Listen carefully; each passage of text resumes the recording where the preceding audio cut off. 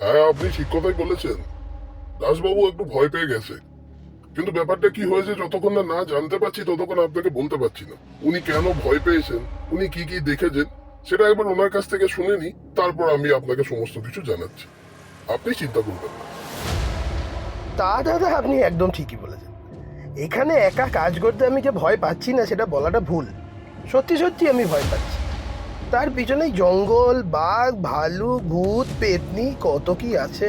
চলুন, টিফিন করতে করতে না হয় আপনার সাথে পুরো কথাটা সেরে নিই। এইখানের এক পুরনো মন্দিরের রক্ষাকর্তা হলো এক বাঘ আর একটা সাপ। তারা নাকি ওই মন্দিরের কাছে গেলেই যারা যারা যায় তাদেরকেই মেরে ফেলে। এখনো অবধি যতজনকে মেরেছে তাদের লাশটাও পাওয়া যায়। এরপর আপনি বলুন, আমি কি ভয় পাবো না? কি সব যে বাজে কথা তুমি বলছো, আর কার কথাই বা শোনো? মন্দির, রক্ষাকর্তা, বাঘ, ভালুক, আজকালকার দিনেও এসব বিশ্বাস করো তুমি? তুমি শিক্ষিত হয়ে এরকম কথা বলবে আমি কোনোদিন ভাবতে পারি? চলো দেখি, আমি দেখে আসি কোথায় তোমার সেই বাঘ, ভাল্লুক, ভূত, যারা যেতে তোমাকে বাধা দিচ্ছে সব। আপনাদের বাড়ির ইতিহাস নিশ্চয়ই আপনি জানেন, আমি তো সেটা জানি না। এখন এখানে এসে যেগুলো জানতে পারছি, দেখতে পারছি, সেগুলো আমার একটু অস্বাভাবিক বলেই মনে হচ্ছে। এখন আমি ধরুন সংসারী মানুষ, আমার একটু ভয় পাওয়াটা স্বাভাবিক দাদা। আপনি এসছেন, আপনার সাথে আমি থাকবো, এতে আমার কোনো আপত্তি নেই। হ্যাঁ হ্যাঁ, পরে করছি, এখন একটু ব্যস্ত আছি। কোথায় ছিলাম যেন আমরা? ঠিক আছে, চলুন। এর একটা ব্যবস্থা তো কিছু করতে হবে। এই গ্রামের মধ্যে সব থেকে জ্ঞানী মানুষ কে আছে? আমাকে তার কাছে নিয়ে যেতে পারবে? যদি তার কাছ থেকে আমি জানতে পারি যে এখানে ব্যাপার স্যাপার কি চলছে, তাহলে এই সব কাজ করতে আমারও সুবিধা হবে। তোমার কাছে যা মনে হচ্ছে তুমি তো রীতিমতো ভয় ততস্থ, তাহলে আমাকে তার কাছে নিয়ে চলে যেতে হবে। চলুন তাহলে, এই গ্রামের জমিদারের সাথে আপনার যোগাযোগ করে দিয়ে আসি। জমিদার মশাই, আমরা অনেক দূর থেকে এসছিলাম একটা ছোট্ট কাজে। এই পুরনো মন্দিরের ব্যাপারে একটু খোঁজ দিতে। শুনেছি এই পুরনো মন্দিরে যারা যায় তারা নাকি কেউ কখনো ফিরে আসে না, আর তাদেরকে চোখেও কোনোদিন দেখা যায়নি। যদি আপনি এর ব্যাপারে কিছু আমাদেরকে জানাতেন তাহলে আমাদের খুব ভালো হতো। হ্যাঁ, আমার কাছে খবর ছিল উনি আসবেন। চলো তোমাদেরকে দেখিয়ে নিয়ে আসি তাহলে। এই পুরনো মন্দিরে যাওয়ার রাস্তা বড়ই দুর্গম।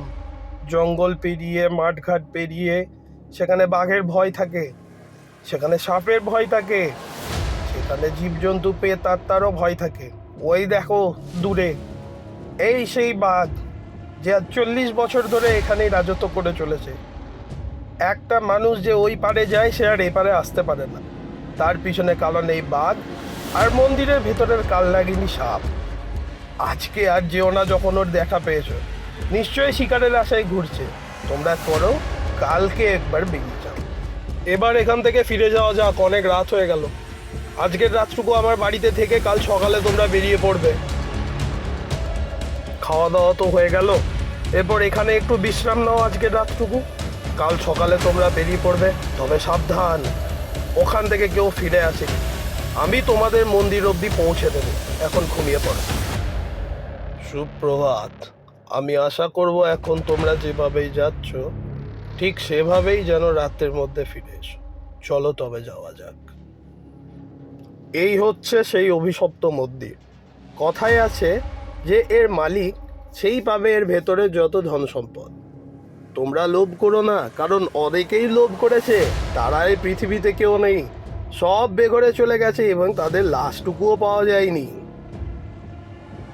আমাদের সেরকম কোনো ইচ্ছা নেই। হ্যাঁ, দাদা দেখতে চাইছে, দেখে চলে আসুক। ওনার পরিবারের কি ইতিহাস আছে তা তো আমার জানা নেই। উনি যদি উত্তরাধিকারী হন তাহলে উনি পাবেন, কিন্তু আমি কোনো লোভ করতে আসিনি, আর আমি কোনো লোভ করব না, কারণ আমার কোনো সম্পত্তি নয় এটা। আমি বেঁচে ফিরে যেতে পারলেই বাঁচি। যত সব বুঝলু কি, পুরনো মন্দিরে যাতে কেউ না আসে তার জন্য এসব গল্প বানানো হচ্ছে। কোথায় তারা? বাঘ, ভাল্লুক, হ্যাঁ, ভূত, পেতনি? যান আপনারা, এরপর আমি দেখে নি কি করতে হবে আমাকে। তোমারও শেষে শুরু হয়ে গেছে, রং পাল্টে নিয়েছো ভেতরে ঢুকে। চলো এবার আমি এলাম, বেঁচে থাকলে দেখা হবে ক্ষণ। এসে দেখা করে যে অন্তত সশরীরে। এই কারণে তোরা কেন এসছিস এখানে? কি দরকার তোদের? তোদের চোখে তো লোক দেখতে পাচ্ছি। চলে যাও বলছি এখনই।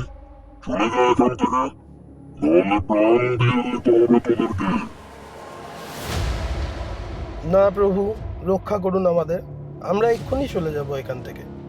আমরা এখানে কোনো লোভ করতে আসিনি। যদি আমাদের সম্পত্তি হতো তাহলে নিশ্চয়ই আপনি সেটা আমাদেরকে দিয়ে দিতেন। আমরা এক্ষুনি চলে যাচ্ছি। ক্ষমা করে দিন প্রভু, ক্ষমা করে দিন। হ্যাঁ, করে দিলাম যা। তবে এই রাস্তায় আর কখনো ফিরবি না। যদি কখনো দেখি এই রাস্তায় আসতে, তাহলে তোদের একদিন কি আমার একদিন। তুই আমাদের মারবি? তোর এত বড় ক্ষমতা? আয়, সাহস আছে তো। তোর প্রথম ভুল আমার কথা না শোনা, তোর দ্বিতীয় ভুল আমাকেই মারার হুমকি দেওয়া। এবার সহ্য কর, আর সহ্যের পর।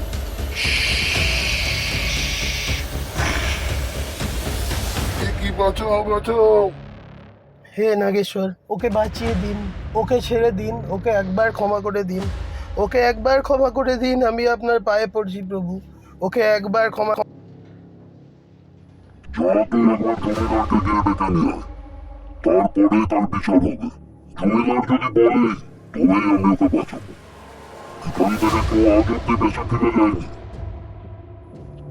এই হওয়া, তুমি কি শুনতে পাচ্ছ আমার কথা? উঠিয়ে দাও ওকে, উঠিয়ে দাও ওকে, উঠিয়ে দাও ওকে। হে নাগরাজ, আপনার কথা মতো আমি চলে এসেছি। আমার জন্য কি আজ্ঞা আছে বলুন, কি আজ্ঞা আছে বলুন?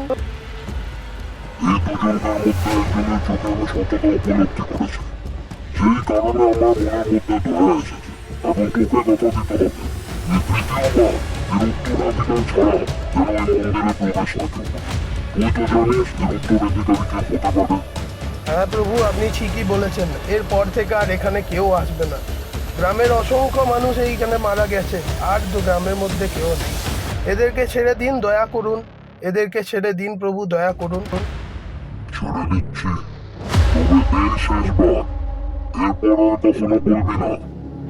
এরপর যদি এখানে কেউ আসে, তাহলে জমিদার, তোর বাড়ির সবাইকে কিন্তু আমি শেষ করে ফেলবো। কথাটা মনে থাকে। আর এর বিকল্প কোনো আমাকে নিচে পাঠাও, নিচে পাঠাও হওয়া, পাঠিয়ে দাও। ভাবিস না আমি কেন একে ছাড়লাম।